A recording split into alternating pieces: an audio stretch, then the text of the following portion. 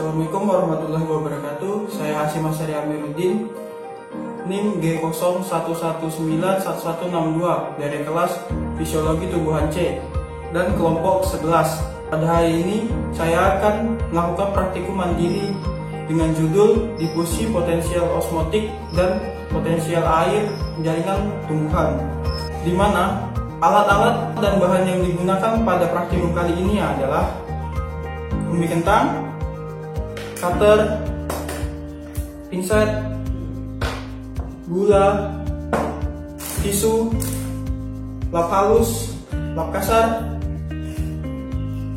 timbangan analitik, plastik pengganti aluminium foil, aquades, gelas pengganti Erlenmeyer, penggaris, dan juga air. Pada praktikum kali ini, metode yang digunakan adalah metode volume konstan, di mana langkah-langkah yang akan saya lakukan menurut prosedur. Pada prosedur pertama, ambillah umbi kentang dan cucilah hingga bersih.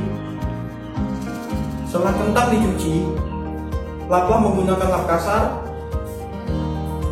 lap halus, dan tisu. Nah, lakukan hal demikian dengan kentang satunya lagi. Setelah itu, langkah yang akan dilakukan adalah mencuci peralatan yang akan digunakan seperti cutter, pinset, dan juga sendok. Setelah dicuci, buatlah larutan sukrosa yang menggunakan 1 kg gula dan 4 liter aquades. Pada uji coba kali ini, larutan gula yang digunakan berdasarkan konsentrasi. Konsentrasi yang dibuat berupa 0,0 molar, 0,25 molar, 0,50 molar, dan 0,75 molar, dan 1 molar. Setiap takaran pada setiap konsentrasi berbeda. Pada takaran 0,25 memerlukan gula sebanyak 85,5 gram. Pada konsentrasi 0,50 memerlukan gula sebanyak 171 gram. Pada konsentrasi 0,75 digunakan gula sebanyak 256,6 gram. Sedangkan pada 1 molar digunakan gula sebanyak 342 gram gula. Nah, setelah kita menentukan banyaknya gram gula yang digunakan, marilah kita membuat larutan sukrosa berdasarkan konsentrasi yang telah ditentukan. Tahap awal, kita akan menimbang gula sebanyak konsentrasi perlukan, seperti 0,25 konsentrasi. Gula yang digunakan sebanyak 85,5 gram.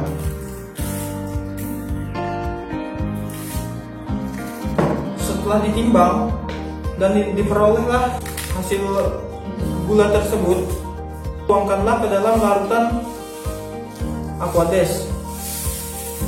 Setelah dituangkan, aduk hingga larutan tersebut larut.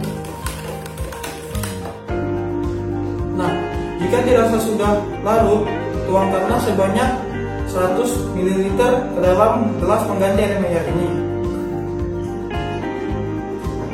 sekitar segini. Setelah itu, lakukanlah hal tersebut kepada konsentrasi yang telah ditentukan, seperti 0,50, 0,75, dan 1 molar, kecuali 0,0 tidak memerlukan larutan gula. Nah, didapatlah larutan-larutan dengan konsentrasi yang ditentukan. Setelah didapat hasil larutan-larutan tersebut, kita akan melakukan pemotongan pada umbi kentang dengan ukuran 4 cm.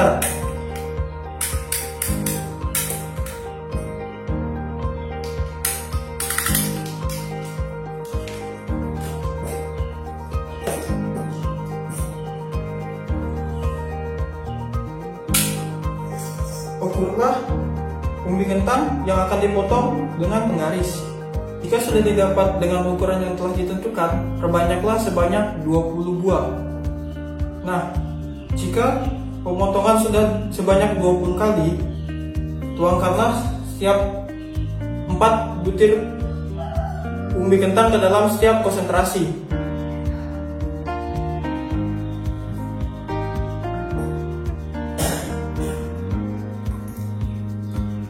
Lalu tutuplah dengan aluminium foil atau plastik ini. Tutuplah dengan karet hingga rapat.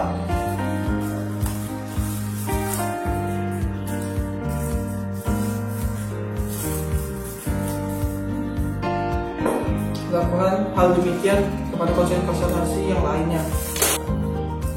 Nah, siap.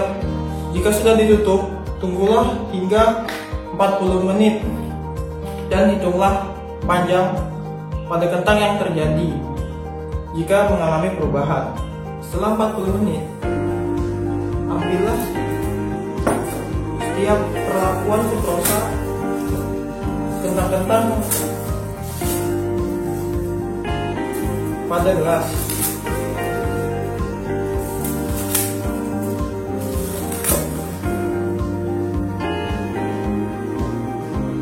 Ambillah kentang-kentang pada gelas setiap perlakuannya dan hitunglah panjang umbi kentang, apakah akan mengalami perpanjangan atau tidak. Lakukan hal yang sama juga pada setiap konsentrasi dan jangan lupa mencatat perubahan atau apakah ada perubahan atau tidak. Buatlah rata-rata pada setiap perlakuan sukrosa. Setelah membuat rata-rata, buatlah grafik ukuran panjang umbi pada sumbu Y dan konsentrasi larutan sukrosa pada sumbu X. Itu saja dari saya, kurang lebihnya mohon maaf. Wassalamualaikum warahmatullahi wabarakatuh.